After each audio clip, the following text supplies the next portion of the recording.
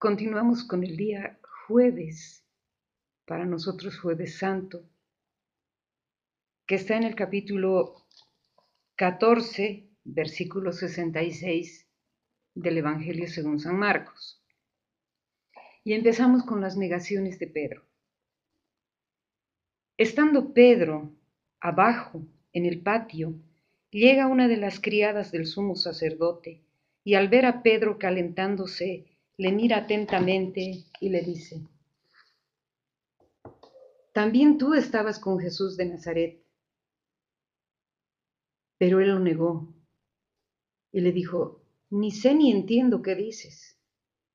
Y salió afuera al portal y cantó un gallo. Le vio la criada otra vez, se puso a decir a los que estaban allí: «Este es uno de ellos». Pero él lo negaba de nuevo. Poco después, los que estaban allí volvieron a decir a Pedro: «Ciertamente, eres de ellos, pues además eres Galileo».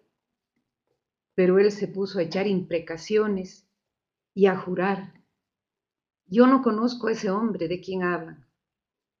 Inmediatamente cantó un gallo por segunda vez, y Pedro recordó lo que le había dicho Jesús: «Antes que el gallo cante 2 veces, tú me habrás negado 3».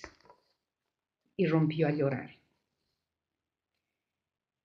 Entre el primer juicio de Jesús por las autoridades judías, que es lo que vimos al finalizar el versículo 65,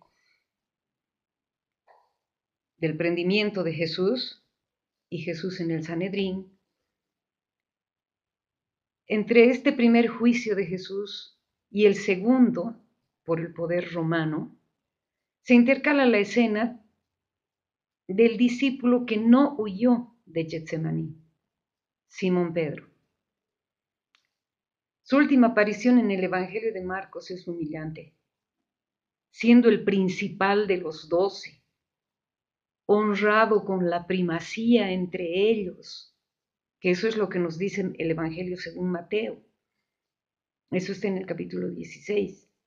Pedro públicamente afirma 3 veces, y la tercera con imprecaciones y juramentos, dice la palabra, que no conoce a Jesús. Y cumple así, y esto está en los 4 evangelios, el anuncio de la traición que pocas horas antes pronunció Jesús. Eso está en el capítulo 14, lo vimos en el capítulo 14. Y de esta manera, el primero, el principal de los 12, que era Pedro, y el último de los 12, que era Judas, juntos completan el círculo de la traición y del abandono, ya que los demás discípulos huyeron de Getsemaní. Estas negaciones de Pedro van a ser sanadas posteriormente y las vamos a ver más adelante porque es muy lindo lo que ocurre después. El primer juicio de Jesús, el hecho por las autoridades judías, fue un juicio religioso, porque lo juzgan por haberse llamado Yo Soy, por haberse aplicado a él el nombre de Dios. Es por eso que lo juzgan los judíos. Pero ellos no podían matar, y lo que querían era matar a Jesús. Y como ellos no podían matar, buscan la forma de entregarlo a los romanos, al poder romano. Y el capítulo 15 empieza precisamente con esta entrega. Dice: pronto al amanecer, prepararon una reunión los sumos sacerdotes con los ancianos, los escribas y todo el Sanedrín. Y después de haber atado a Jesús, le llevaron y le entregaron a Pilato. Ellos no podían matar, pero le entregan a Pilato, que es el representante del César, lo más importante que había entonces en Jerusalén. Y Pilato le preguntaba, ¿eres tú el rey de los judíos? Y Jesús respondió, tú lo dices. Los sumos sacerdotes le acusaban de muchas cosas. Y Pilato volvió a preguntarle, ¿no contestas nada? Mira de cuántas cosas te acusan. Pero Jesús no respondió nada, de suerte que Pilato estaba sorprendido.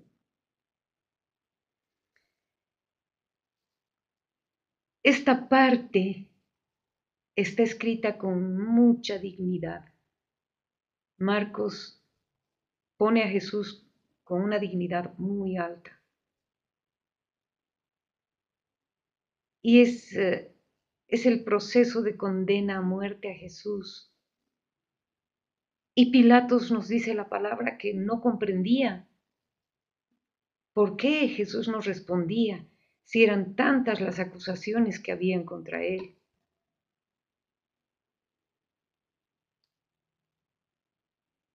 Y aquí Pilato aparece muy suave, muy digno también en Marcos.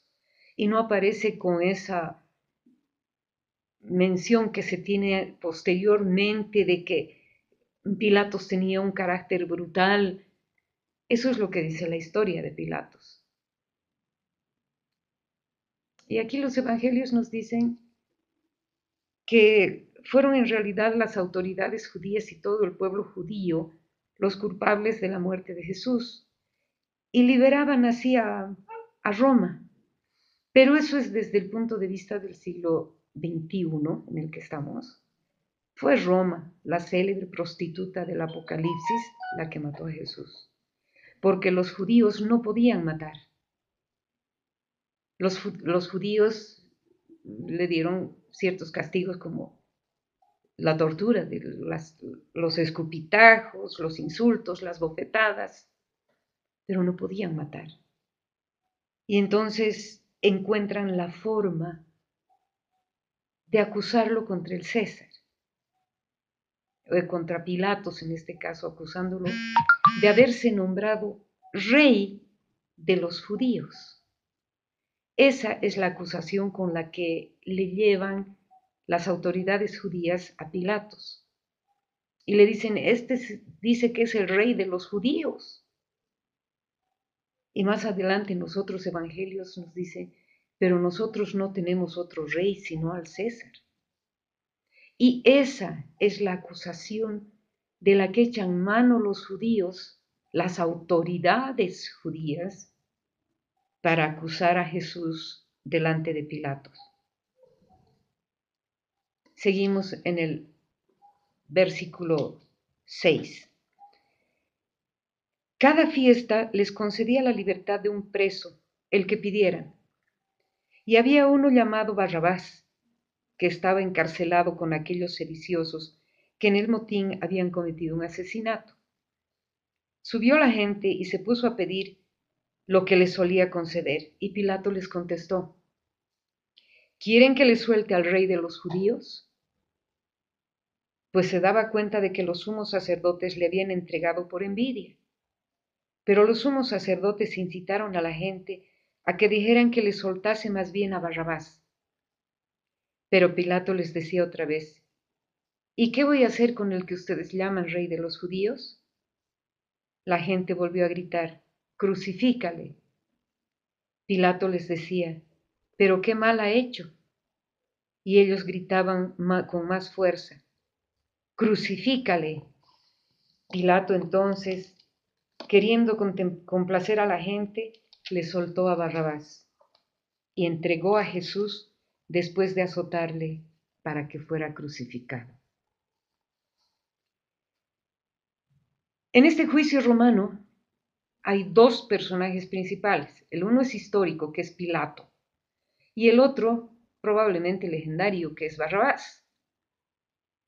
Y el diálogo inicial entre Pilato y Jesús, como hemos visto, es corto. Le hace solamente esas dos preguntas. ¿Eres tú el rey de los judíos? Que fue por lo que le acusaron los del Sanedrín. Y la otra pregunta es, ¿no contestas nada? Mira de cuántas cosas te acusan. A la primera Jesús le dice, Tú dices, esa es tu idea, es tu opinión. Y Jesús no responde tampoco a la segunda. La historicidad de Barrabás es discutida por los biblistas por dos razones. Primero, porque no hay pruebas históricas de que en la Pascua se concediera libertad a un preso, como afirman y en realidad los cuatro evangelios. Y en segundo lugar es el nombre del individuo, porque Barrabás deriva de Bar Abba, que quiere decir hijo del padre en arameo. Y el origen de esto fue quizás la universalidad de la salvación para la que vino Jesús. Marcos afirma que la gente exigió la condena a muerte de Jesús y que Pilato primero se esforzó en liberarlo, aunque al final claudicó y liberó a Barrabás y condenó a Jesús. Esta larga escena en el recinto romano termina con la flagelación y los abusos a Jesús por los soldados de Pilato, porque nos dice al final, y entregó a Jesús después de azotarle para que fuera crucificado. Ahora bien, ¿qué más podemos decir de esto?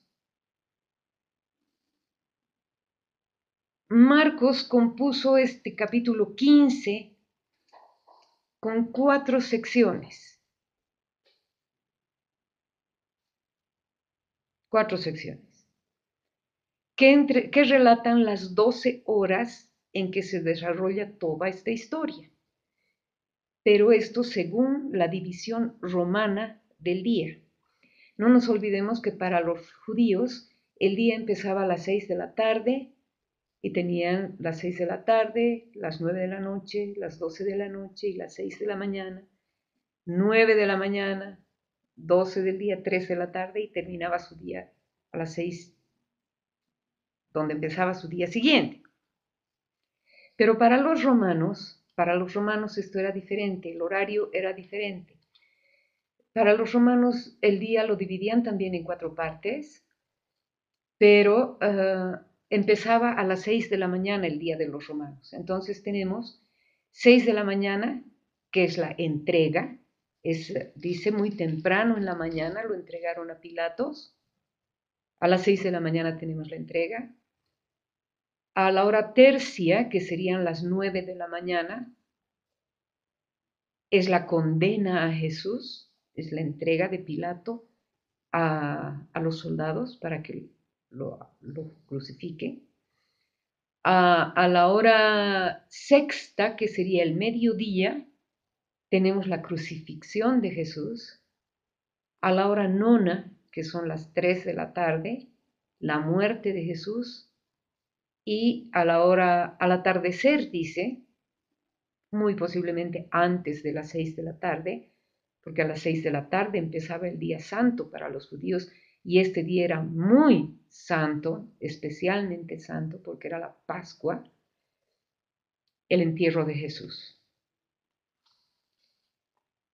Y esos 4 puntos, la sepultura termina tarde, antes de las 6. Y esta división del viernes es posible que se haya basado en la liturgia anual de la muerte de Jesús en Roma, donde Marcos terminó su evangelio, ¿no? Es muy posible que en esa época, en la época de Marcos, ya los primeros cristianos tuvieran la costumbre de recordar de esta manera la pasión de Jesús en estos 4 horarios, 6, 9, 12, 3 de la tarde y al atardecer el entierro de Jesús. Eso sería lo que podemos decir ahora y vamos a continuar después ya con la coronación de espinas.